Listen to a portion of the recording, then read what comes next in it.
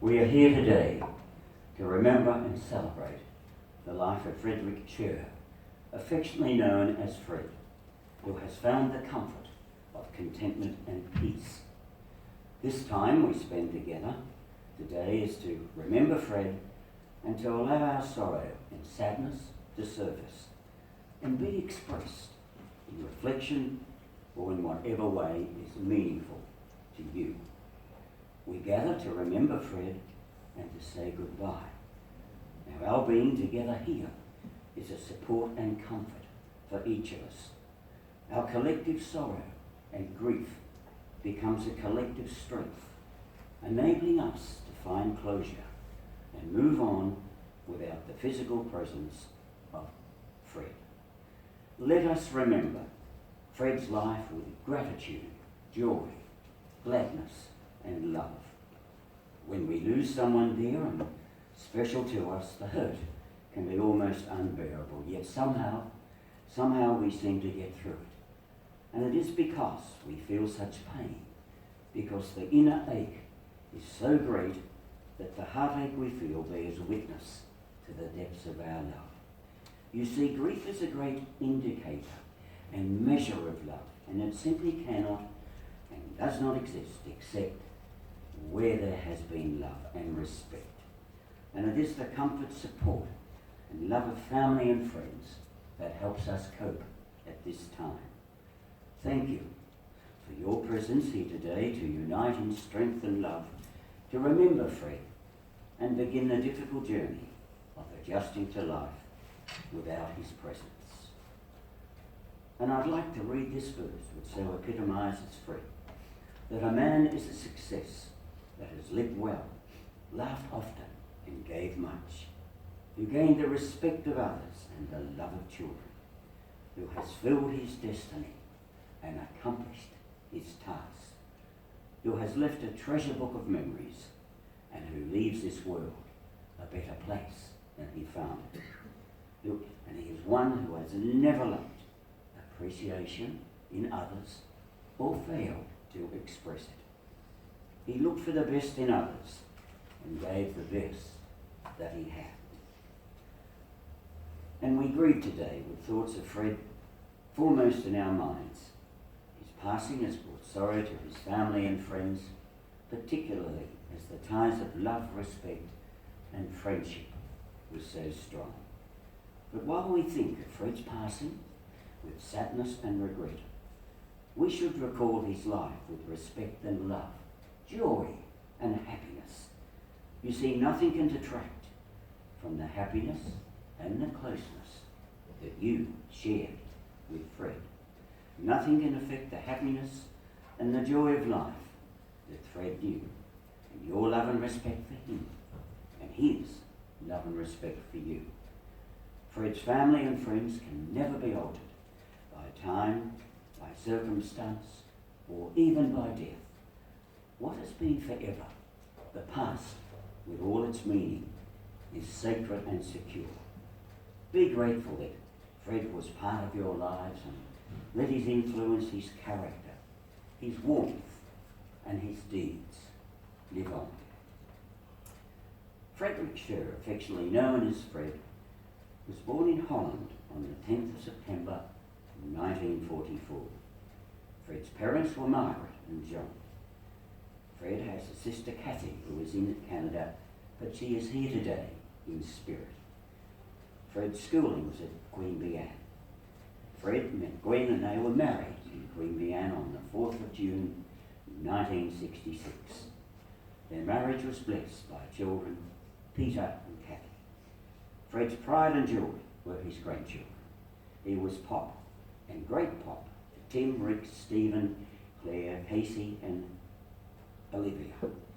And Fred was the very proud great-grandfather of Hayden and Parker.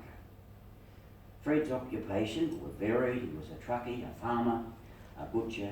In fact, he was a jack of all trades. Due to Fred's busy job life, the family had many moves around New South Wales. Fred had many interests. He enjoyed water skiing and boating. He loved the outdoors and was very happy when working on farms.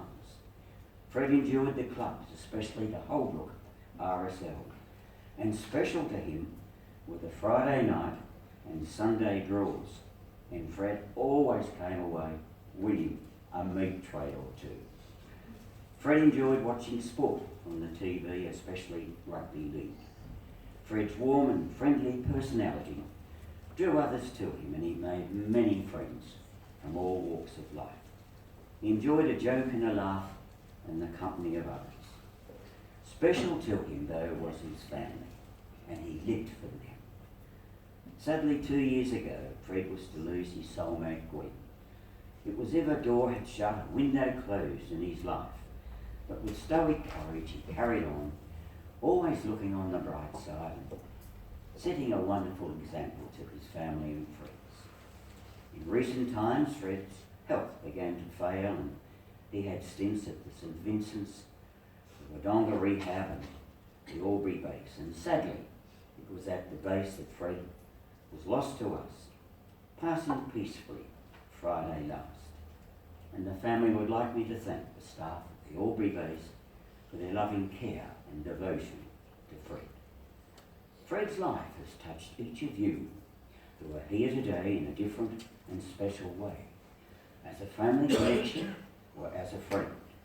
And today, you have come here with your love and respect for him. And we can rest in peace, knowing Fred never failed to do his best, for he simply lived for those he loved, as those of you who are here today remember. And may we affirm all that was good and true and meaningful in the life of Fred. He was a hard-working and busy man, and we are grateful that Fred was part of our lives, that he enriched our experience here, and we are so saddened to lose him now. So let's think of Fred with smiles on our faces and hearts filled with thanks. And may we all carry in our hearts a place of our memories of Fred and remember him often with fondness and love. And the family would like me to say from them, goodbyes are very hard, but we know Fred, as you know him, is at peace now. And we have been blessed and very proud to have called him ours. And now I invite George Morton to come forward and share his thoughts with us. Please come forward, George.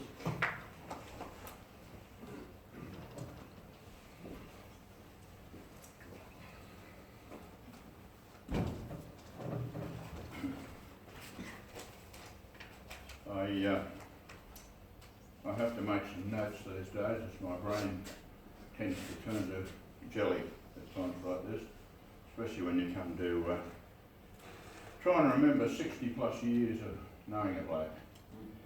So I have to read some notes instead of going at it cold. First, may I offer my family's condolences to Fred's family, Kathy, Peter and Zena and all their families on the loss of Fred, as a husband, a brother, a father and a grandpa and an old mate. I knew Fred for 60 years. His family came to live in a small flat at the rear of Morton's Bakery in the mid-1950s. We became mates and spent much of our time together doing stuff that kids did in those days, like building canoes and on the river and ratting parts from my uncle's old vehicles to build crazy machines in Fred's little workshop. We would buy old cars for next to nothing, take the bodies and everything off them and use them as billy carts on the local hills around Queanbeyan. We also had a sound-powered telephone connected between our bedrooms, a few houses apart, and we could whistle into the phone and call each other from anywhere in the house through those phones. The only problem with that was that everything you said in the house was transmitted to the house next door, and there was no privacy. Fred put his age up by a year and managed to get his driver's licence first, and so started a lifetime of having many different cars, utes and trucks, and trying to keep them on the road. Good mates, Tuck, Peanuts and Bill, joined the group in about 1958, and apart from the nuisance of having to work during the week, we had a good time as teenagers. Fred's mechanical abilities were excellent, and he could usually fix anything, but often in his hurry to get that vehicle back on the road, he would end up with a few parts left over, usually spring washers and lock nuts. I bear in mind the mainline ute, the body of which used to slide sideways across the chassis and block the wheels every time we went round a corner. There was the 56 custom line, which the muffler and exhaust all came off on the way to Coomera at about 100 miles an hour one day, and almost cleaned up a car coming the other way. There was the Ford Mercury, the wishbone that held the rear end in line. Forgot to put the bolt in, and the wishbone fell down at some phenomenal speed, and it was only Fred's excellent driving skills that kept us all alive.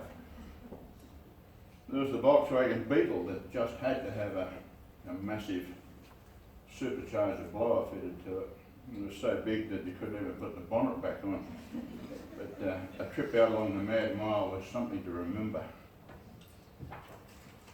One day while working on an old 48 Ford Deluxe in Fred's backyard, we had the rear end out of it, and the body was propped up on some 2 kerosene tins, which collapsed and almost crushed Fred and I underneath the things, but our screams brought old Mrs. Schuur out, and on her own she managed to lift that old car body off us by the rear bumper and got us out. Thanks, Mrs. Schuur. I don't know how she did it. Fred always loved speedboats and water skiing, and it brings to mind his first boat. A small plywood runabout with a 40 horsepower motor on it. That was the motor that was meant for it. Not happy with that, Fred reckoned that a massive V8 inboard would go better. So that was duly mounted in that little boat. The build went okay, but on its first water test, Fred floored it. The prop shaft going through the bottom of the boat vibrated, tore out the gland, the boat sank, and we swam out. Fred had many boats, and I recall quite a few good times at Good Hope with the families. There was the time he skied Max up the bank at about 60 miles an hour, and Max only started the somersault after about 40 metres of dry land skiing. And the time he spun me out on a double ankle ski rope on a truck tube, and by the time I hit the water, I think I'd gone about 100 yards across the top. I think Fred was born to be a farmer, spent much of his life on country orientated work. In fact, as a young bloke, he almost became a pork farmer. He bought a massive sow from someone, and he reckoned that judging by the number of teats on this thing, he would soon become the owner of a large herd.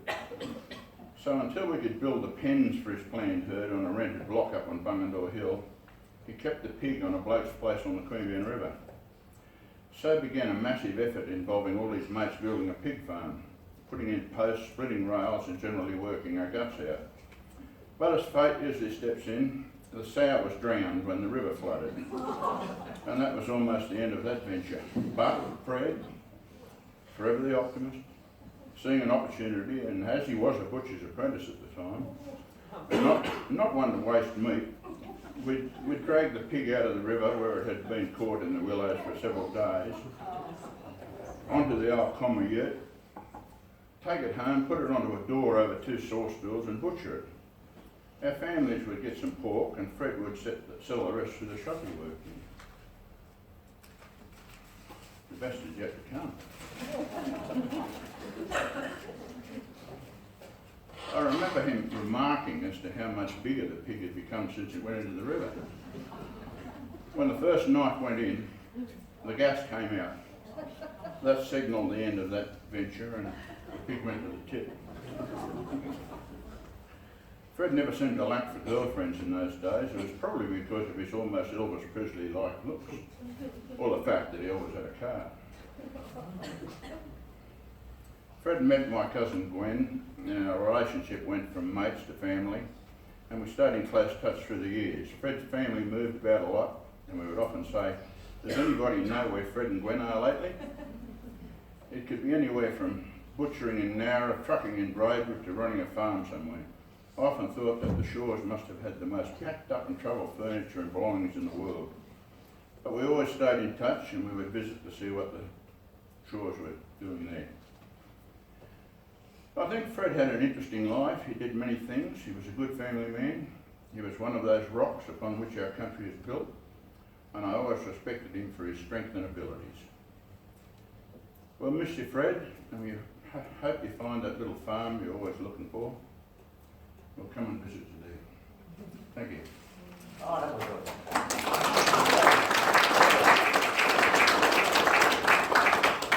Thank you very much, George, for those fine words. There's no doubt we all know now that Fred was a very good mechanic. And now we're going to hear from John Tucker. Please come forward, John. Oh, I can't believe that. I wouldn't try. I haven't got any notes. As George said, we've been mates. George has been mates with Fred for 60 odd years, and I think I've been mates with him for about 50. And it was back in the 60s when we sort of did some funny things, and I've got a few stories to tell, exactly like you're saying, George. Well, we always reckon we just had a bit of a talk, and we tried to count up how many cars Fred had before he was about 21 or something. I think he was about 20. Every time we saw him every week there'd be another car. Anyway, I had this 56 custom line, that black and white one, off to the drive-in on Friday nights, 3 in the front of the car and 2 in the boot. And then there was the night we were at the drive-in and we had a FJ car, FJ Holden. And of course, you know what it's like at half time. You get out of the car and you're going over to get something to eat. And when you come back, we can't find the bloody car. So Fred knew where it was, so he walked over to this Holden, reefed the door open. This young bloke and his bird fell out the driver's door. He said, "Oops, sorry mate, wrong car." And ours was about a row away. But a couple of stories about the butcher shop. Fred was working for Paul, the French butcher in Queanbeyan, and every Thursday night was delivery night. So I was doing my apprenticeship at the local paper, so I'd knock off and go over and give them a hand to get ready to go and do the deliveries. And one of the deliveries was at the French embassy. So Fred was driving and I was the delivery boy. So we drive into the back of the French embassy in a great huge place and pull up at the back door where the kitchen was, and Fred said, "Now you take the meat in." He said, now the cook in here is a woman. And he said, when she says merci, that means thank you. When she says merci beaucoup, she wants to make love to you. So I walked in and she said merci beaucoup, and I threw the meat on the table and outside back into the car, and Fred's laughing. And then there was another night on deliveries, Thursday night. The butcher had a contract with, he was a baker, pie maker in Maud Street, Braddon. So anyway, we're in this, I think it was a Morris commercial station wagon, a panel van with the sliding door. So all the way into Canberra, there's a couple of us in the back of Fred's driving it, and it only did about 80 kilometres an hour. If you pulled the door open, she dropped back to about 60 because the wind had hit in. So we're mucking around. We get down to the traffic lights in Braddon. We're about to turn right, and of course, when the lights change, Fred's doing a Le Mans start, revs her up, and had to turn right, revved her up and dropped the clutch, and as he took off, the door slid open, and this great huge bloody tub pie meat fell out, and it's skidding across the road at the traffic lights. So we raced over and picked it up and put it back in the vehicle, and everyone's watching because it's Canberra night time, night shopping. And next week when we go to pick up the tub, oh, it's got a hole in the bottom of it. So the Frenchman said, "Fred, no more drag the tub. You must pick him up." He didn't tell him we dragged it, skid across the roadway. And then there was, what else was there we did? Oh, the shooting. Remember the shooting the night? for some unknown reason, we'd always go spotlight shooting in the middle of winter in Canberra. So Fred bought that old Osney 35 ute. I think he paid about 25 quid for it, and the bearings were shot in it, so it used to put 140 gearbox oil in the engine. She was a bit sluggish, so we go out the Captain's Flat Road, and shooting in those days was a bit of a bit of a contract. There'd have to be 4 of us. There'd be one shooting, one carrying the spotlight, and then 2 of us carrying this great bloody 12-volt battery. Anyway, after we'd shot, we weren't going to bring anything home because we had no one to carry it home. So when we get back to the ute wouldn't start. So Fred did the goo and walked around with the rifle and got out and went bang, bang, and shot the ute. And put one through the bonnet and one through the headlight. So we're all standing around loading our gear, and next minute, oh no, he shot the bloody tyre. So we jumped in the ute and drove home. And when we got home back into Queensland, we had 3 rubber tyres and 1 rim. And the other story is Zena. Zena here, where's Zena? Zena, I want to tell you a story about that Valiant. You remember the Valiant? We used some nights on Saturday night, Fred had conned Zena into lending the Valiant car, so which was good. We all get in the car and drive over to Civic, and someone said, let's go and get a hamburger. So who disconnected the speedo? We drove to Sydney to the Big Chief hamburger joint in Parramatta Road, had a hamburger and then drove home again. And Zena couldn't work out why the tyres were wearing out on this car. But anyway, I've told that story. I've kept it a secret for 50 years, Zena, but I finally told it. Anyway, that was the times that we had, and I don't think I've got any more stories, but I've got a few more stories. But anyway, goodbye, Fred. We'll meet again. Ah.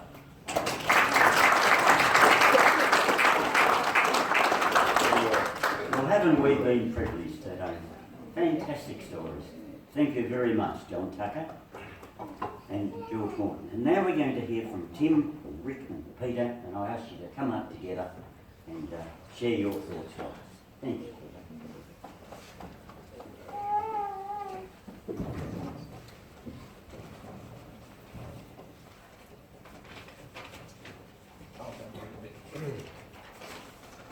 Thanks everyone for coming. I know Dad probably showed it. Well, nothing was ever short of exciting around Dad. He was never a quitter. The more you knock him down, the stronger you want to get up. He's a provider, mum, he's a father, he's a grandfather, great-grandfather, and my best mate. Endless memories. For everybody with me, everybody. He just wanted to farm, he never gave up. He wanted to get on there. Didn't matter how, at what cost, he wanted to be on the farm. The family was most important, but there was never really any option. That was Dad's way or no way. We sort of right where we're going now, Dad. He said, oh, it's going to happen, it's going to happen. And it might only lasted 6 months or 12 months, but he would not lie down. He was larger than life. I did have a special knack though. If he ever went off in Dutch, he started going purple, you ran. You got out of the road real quick. And I used to be able to get him to that stage quite often. But you definitely didn't want to hang around when he was going off in Dutch, getting cranky anyway. He loved his water skiing, he's still doing a beach start at 67. Until Vicky done a bit of a hard one and pulled a hamstring, never forgave her. Not even until up to last year he said, oh, you still water skiing, Vic, if you didn't do that to me. He did it tough the last couple of years. He missed Mum tremendously. He was definitely Mum's soulmate. But he's definitely there now. And if you're still saying, don't forget me bloody lotto numbers. If you still, he said, no matter how good you was in the he said, you put me lotto in? Yes, Dad, that's all good. So until we meet again, Dad, we'll miss you terribly and love you endlessly. Thanks for the memories. Sure.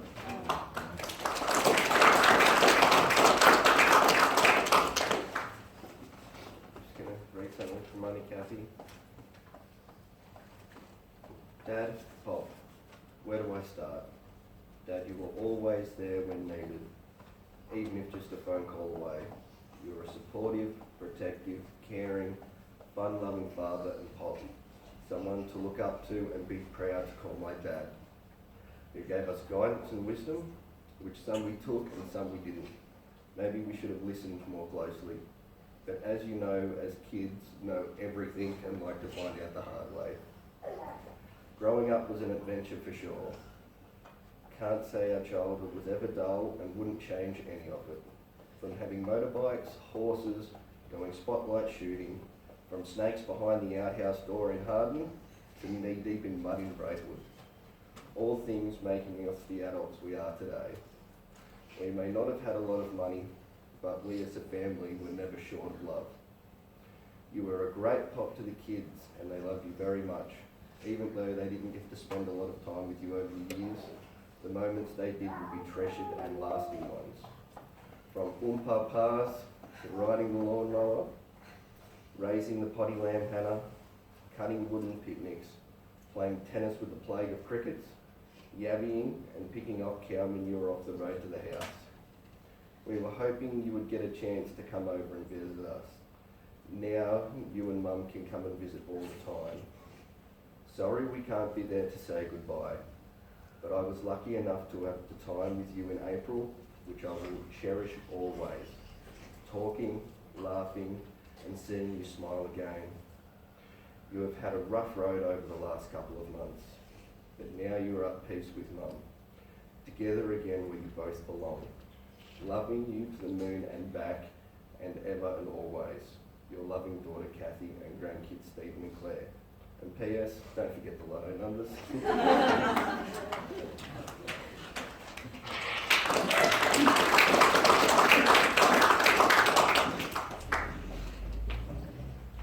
Pop, I'm going to miss you. I'm glad I got to spend the last couple of years a bit closer to you.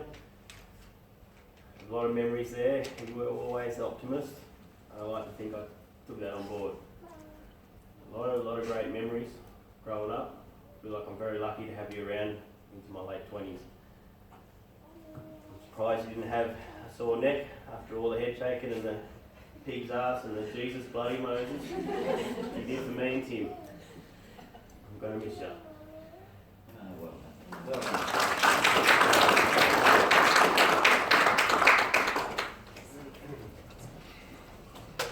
Well, as I said before, haven't we been privileged to hear those wonderful stories about a man who gave of his heart, his mind and his capacity in everything he did, except the mechanic. And as a tribute to Fred, we will now show a photo tribute, and whilst it is showing, cast your mind back to the special times that you spent with him.